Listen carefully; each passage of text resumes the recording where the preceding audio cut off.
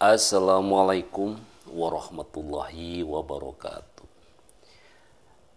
Alhamdulillahirabbil alamin wassalatu wassalamu ala asrofil anbiya'i wal mursalin Muhammadin wa ala alihi wa sahbihi ajma'in.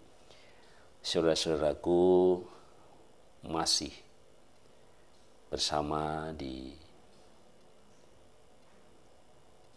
channel Hidup Sehat bersama Lukman Effendi. Saudara-saudaraku, pembahasan kita masih membahas tentang perilaku makan, kesehatan, dan Islam. Dan khususnya ya di kali ini kita bahas tentang fungsi makanan. Baik itu fungsi kesehatan yang sudah kita sampaikan, fungsi makan menurut Islam, ya.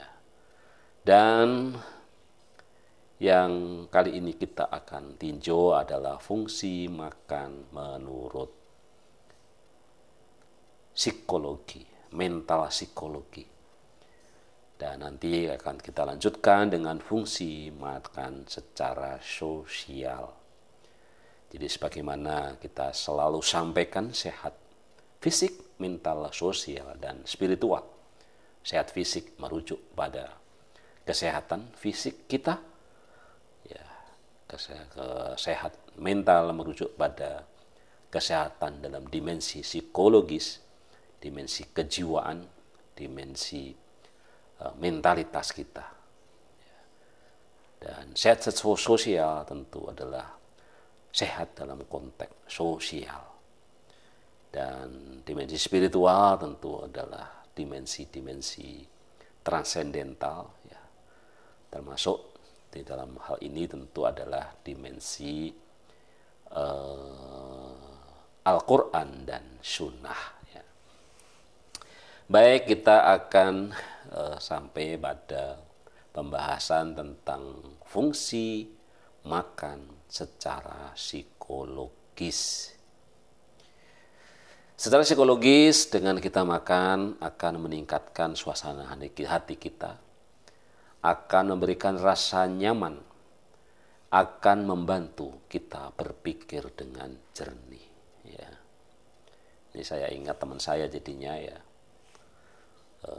konon katanya ini, ya, sebagai orang yang asli Sumatera gitu, ya.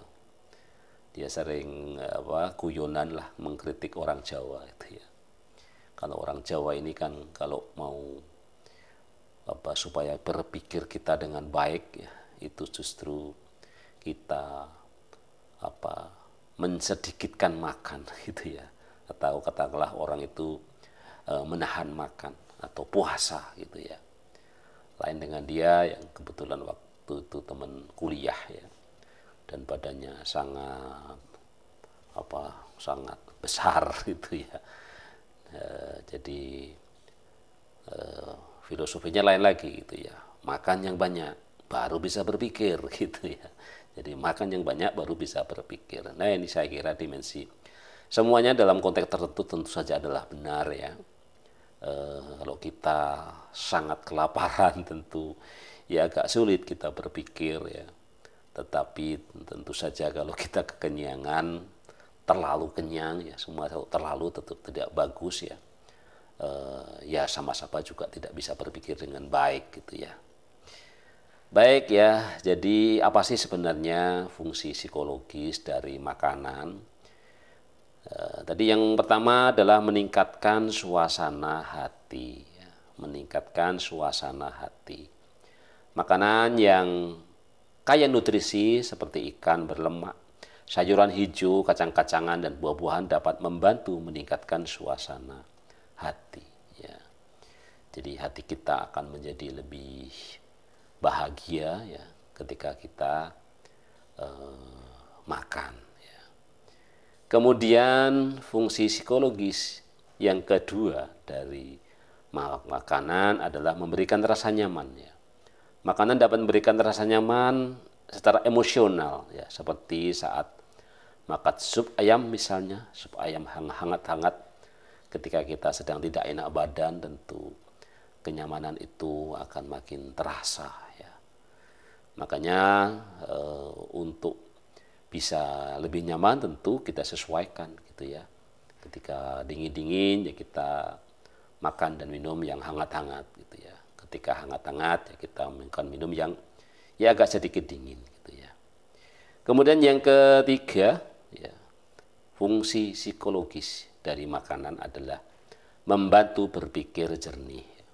Pola makan yang sehat dan seimbang dapat membantu berpikir jernih serta meningkatkan konsentrasi ya.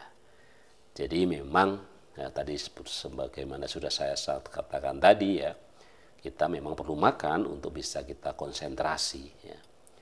Tentu saja makan yang sesuai porsinya ya. Kalau kelebihan ya konsentrasi hilang, tapi kalau kita kelaparan tentu agak sulit kita juga bisa berkonsentrasi ya. Jadi itu adalah fungsi makanan secara mental psikologi. Ada 3 ya, meningkatkan suasana hati, memberikan rasa nyaman dan membantu berpikir jernih ya. Saya kira itu yang bisa kita sampaikan ya. Sampai ketemu di podcast selanjutnya akan kita sampaikan tentang fungsi makanan secara sosial budaya. Tetap sehat, sehat fisik, mental, sosial, dan spiritual. Masih bersama di Hidup Sehat bersama Lukman Effendi. Wassalamualaikum warahmatullahi wabarakatuh.